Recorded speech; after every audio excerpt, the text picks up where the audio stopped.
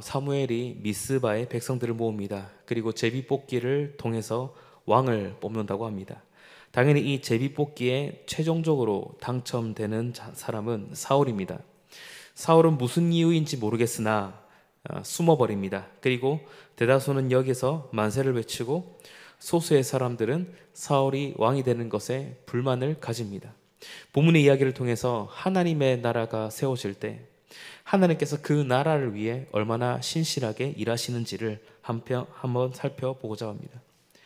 본문이 우리에게 주는 첫 번째 교훈은 하나님 나라가 세워질 때 믿음이 약한 자와 믿음에 저항하는 자가 있다는 것입니다. 오늘 설교에서 이야기할 믿음이 약한 자는 누구인 것 같습니까?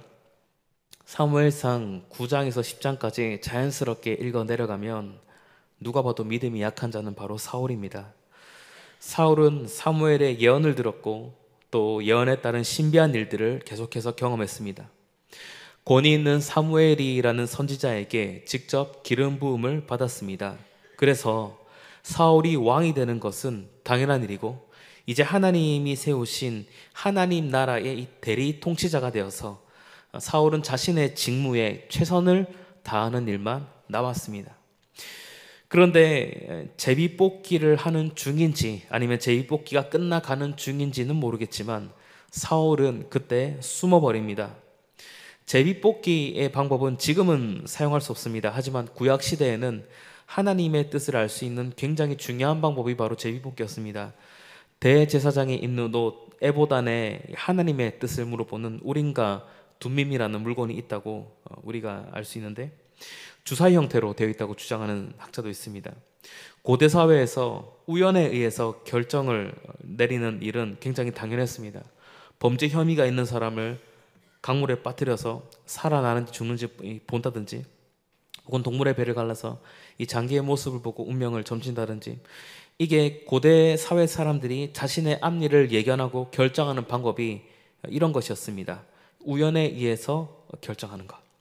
하나님은 이런 고대인의 수준에 맞춰서 이스라엘 백성에게 우림과 둠밈이라는 그 에봇 안에 있는 주사위로 혹은 또 제비뽑기라는 방식으로 하나님의 뜻을 알리셨습니다. 아까 말씀드린 것처럼 지금은 이런 방법이 통용되는 방법은 아닙니다. 이스라엘 12지파를 1000명씩 선발해서 거기서 제비뽑기를 했으니 이 제비에 당첨될 확률은 굉장히 낮은 확률입니다. 이런 낮은 확률 가운데 제비를 뽑았어도 하나님의 그 섭리 안에서 기름 부음 받은 사울이 이 제비의 당첨자가 되었습니다. 그러면 사울은 지난번 기름 부음 사건을 사울이 경험했기 때문에 제비뽑기 사건에 자신이 당첨될 것을 알고 자신이 차기 왕으로서 처신했어야 맞습니다. 그리고 어떻게 이 나라를 하나님의 나라로 다스릴 것인지 통치할 것인지 이런 통치에 대한 이야기를 하며 왕으로 등극하는 것이 맞습니다. 그런데 사울을 보면 전혀 그런 모습을 보이지 않습니다. 오히려 오늘 본문에 보면 22절에 사람들이 그 사람이 왔나이까 하고 백성들이 질문을 합니다. 그러자 하나님은 사울이 짐짝 사이에 숨어 있다고 합니다. 한국인의 관점에서 보면 사울이 굉장히 수줍음이 많고 겸손한 사람이구나 이렇게 생각할 수 있습니다. 심지어 소탈한 매력이 있다고 이렇게 느낄 수도 있습니다. 우리나라 사람 정서상 이런 사람들은 꽤 있습니다. 예의상이라도 감투를 거절하고 겸양을 지키는 사람이 있을 수도 있습니다. 이런 사람들이 좋은 사람이라고 생각하기도 합니다. 하지만 우리는 성경을 볼 때 우리 민족의 정서로 판단해서 보는 것이 아니라 하나님의 약속의 근거에서 성경을 봐야 합니다. 하나님께서 분명 사무엘을 통해서 사울에게 기름을 부으셨습니다.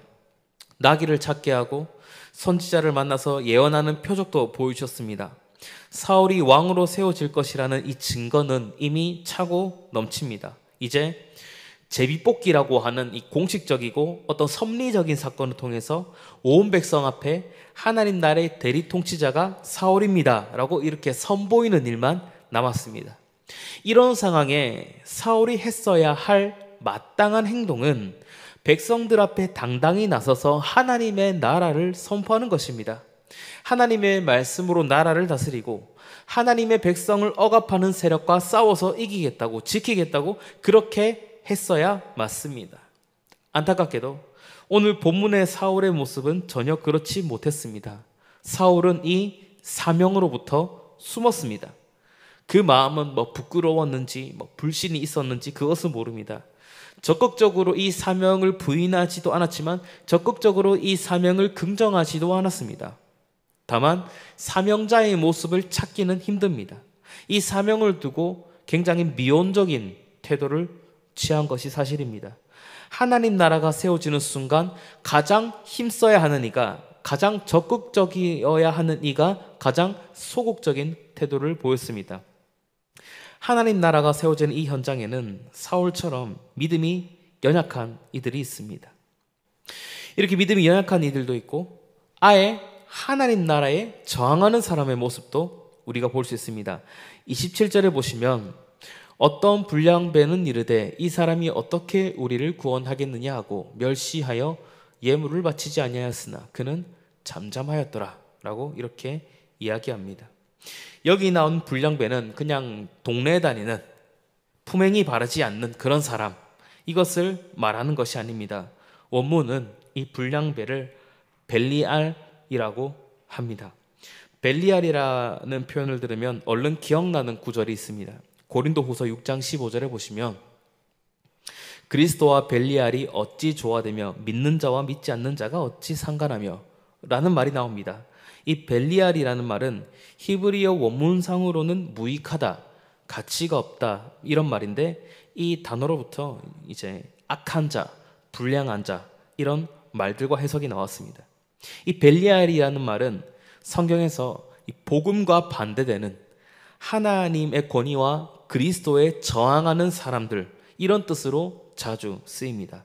대표적인 예시가 엘리 제사장의 아들들을 벨리알이라고 합니다. 한글 성경에는 사무엘상 2장 12절에 엘리의 아들들은 행실이 나빠 여호와를 알지 못하더라 라고 되어 있습니다. 여기 행실이 나쁘다는 말로 이제 벨리야알이라고 되어 있습니다. 옛날 성경에 개역 한글 성경에 이 부분에 엘리의 아들들은 불량자라고 되어 있는데 혹시 기억나십니까? 오늘 설교를 이해하는데 옛날 번역이 좀 더 도움이 될 수도 있습니다. 엘리의 아들들은 이 벨리알이라고 했는데 왜 벨리알이라고 했냐면 엘리의 아들들이 성막의 질서를 어지럽히고 하나님께 드려야 될 제물을 이제 마음대로 숨기고 착복하고 이런 행동을 하지 않습니까? 이런 행동들이 기름 부음 받은 자, 헬라어로 메시아, 제사장의 기름 부음 받은 자지 않습니까? 구약의 메시아가 제사장, 왕, 선지자지 않습니까? 이런 기름 부음 받은 자로서의 사역에 정면으로 거스르는 행동을 엘리의 아들들이 합니다. 그래서 엘리의 아들들이 벨리알입니다. 고린도후서 6장 15절에서 그리스도와 벨리알이 조화될 수 없다고 한 것처럼 엘리의 아들들은 하나님의 백성과 조화될 수 없는 그런 행동을 하는 사람들이었습니다. 이 엘리의 아들들을 지칭했던 벨리알이 오늘 본문에도 나옵니다. 오늘 본문에 어떤 불량배가 사울이 어떻게 우리를 구원하는지 불만을 표하며 그 구체적인 행동으로 예물을 바치지 않는 그런 장면이 나옵니다. 한글 성경 특성상, 한국말 특성상 사람 여럿을 한 명처럼 이렇게 표기했는데 원문상으로 보면 그리고 영어 성경에 보면은 복수용으로 여러 명으로 나옵니다. 그러니까 하나님이 기름 부어 세운 왕을 신뢰하지 않고 대적하는 여러 명의 사람들이 집단적으로 사울이 이스라엘을 구원할 수 없다고 이의를 제기하고 집단적으로 예물을 바치지 않은 것입니다. 그냥 나쁜 사람 한 명이 자기 기분에 따라 한 행동이 아니라 하나님의 나라를 대적하기 위해 집단적으로 계획적으로 이런 행동을 한 사람들의 모습을 볼 수 있습니다. 우리는 하나님 나라가 세워질 때 실망스러운 두 부류의 모습을 봅니다. 사울처럼 충분한 증거를 보고 경험했음에도 불구하고 이 확신이 약한 사람, 믿음이 연약한 사람, 그리고 아예 하나님 나라에 저항하는 사람들, 이런 사람들을 볼 수 있습니다. 하나님의 나라라고 하는 것은 곧 하나님의 통치를 말하는 것입니다. 예수 그리스도를 통해서 하나님의 백성된 우리가 하나님의 말씀에 순종하여 이 성령 충만한 삶을 살 때 하나님의 나라가 이 삼위 하나님의 주도로 우리를 통해서 이게 나라가 펼쳐집니다. 이런 상황 가운데 믿음이 연약한 이들이 있습니다. 충분히 교회로부터 훈련을 받고 은혜를 경험했다고 했는데 막상 삶의 현장에서 하나님의 나라의 능력을 적극적으로 나타내지 못하는 이들이 있습니다. 또 아예 저항하는 세력도 있습니다. 성도들을 멸시하고 복음을 우습게 알고 신자와 함께하는 하나님까지 미워하는 그런 불신자들이 있습니다. 우리는 이런 상황이 걱정이 됩니다. 내가 믿음이 나약해서 하나님의 나라가 확장되는데 이게 어려움을 겪을 것 같고, 또 하나님 나라에 저항하는 세력들이 너무 완고하고 너무 지능적으로 악하게 행동해서 이 성도들의 행동 반경이 좁아져서 하나님 나라의 범위도 좁아지지 않을까, 이런 걱정이 생깁니다. 하지만 전혀 그렇지 않습니다. 왜냐하면 하나님이 계시고 하나님을 믿는 여전히 신실한 백성들이 있기 때문입니다. 본문이 우리에게 주는 두 번째 교훈은 하나님과 그분의 신실한 백성들이 하나님의 나라를 세운다는 것입니다. 하나님의 나라를 세울 때 사울처럼 믿음이 연약한 자들도 있고 또 하나님 나라의 정면으로 거스르는 그런 무리들도 있습니다. 그럼에도 불구하고 하나님의 나라는 굳게 서서 확장될 수밖에 없습니다. 그 이유는 하나님의 나라를 세우시는 이 주체가 바로 하나님이시고 하나님의 신실한 백성들이 있기 때문입니다. 하나님께서는 사무엘을 통해 백성들을 미스바로 모으십니다. 이스라엘 백성들이 우상 숭배를 회개하고 블레셋으로부터 구원을 경험한 장소가 바로 이 미스바라는 곳입니다. 하나님은 백성들을 이 구원의 장소로 모으며 하나님이 어떤 분인지 기억나게 하십니다. 하나님이 구원의 하나님이라는 것입니다. 그리고 사무엘이 미스바에 모인 백성들에게 하나님의 말씀을 전합니다. 18절에 일부를 보시면 여호와께서 이같이 말씀하시기를 내가 이스라엘을 애굽에서 인도하여 내고 너희를 애굽인의 손과 너희를 압제하는 모든 나라의 손에서 건져 내었느니라. 그리고 19절에 보면 너희는 너희를 모든 재난과 고통 중에서 친히 구원하여 내신 너희의 하나님을 오늘 버리고 이르기를 우리 위에 왕을 세우고자 하는도다 라고 이야기합니다.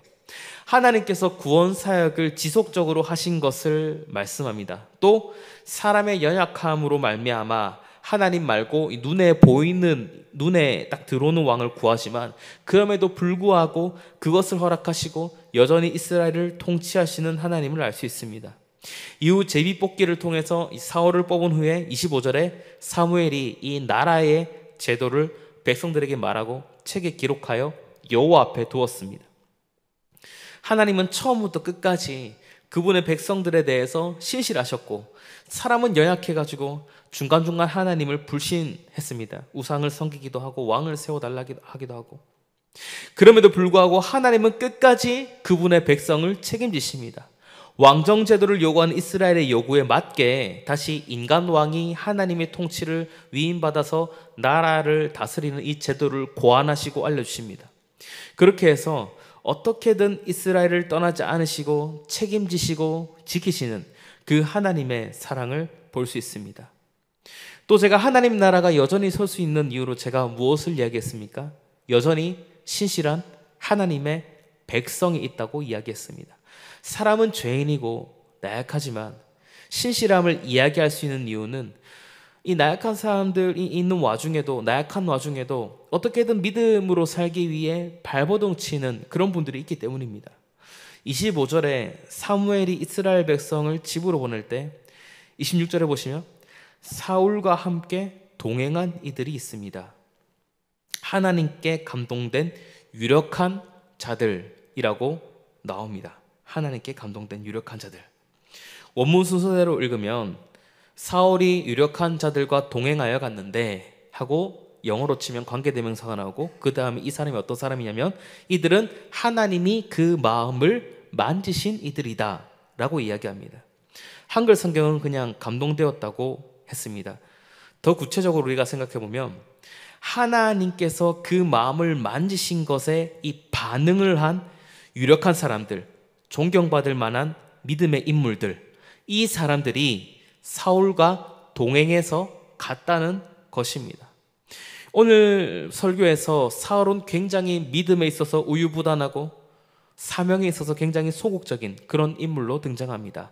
사명감이나 열정이 없는 인물로 보입니다. 그런데 하나님이 그 마음을 만져서 이 감동된 사람들, 이 믿음에 있어서 적극적으로 반응한 이 사람들이 사울과 함께 동행하는 모습을 볼 수 있습니다.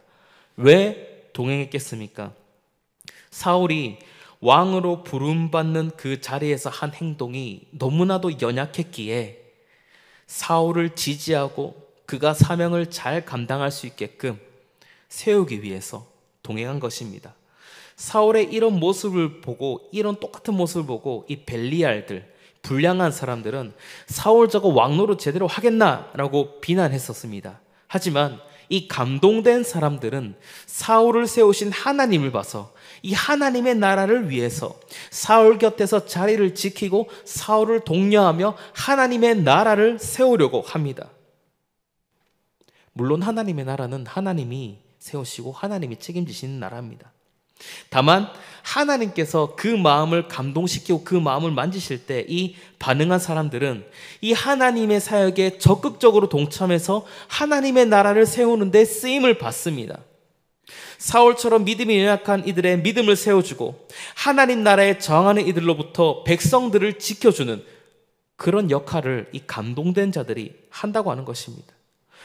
인간은 악하고 약한 존재인데 하나님의 나라가 이어지고 교회가 존속할 수 있는가?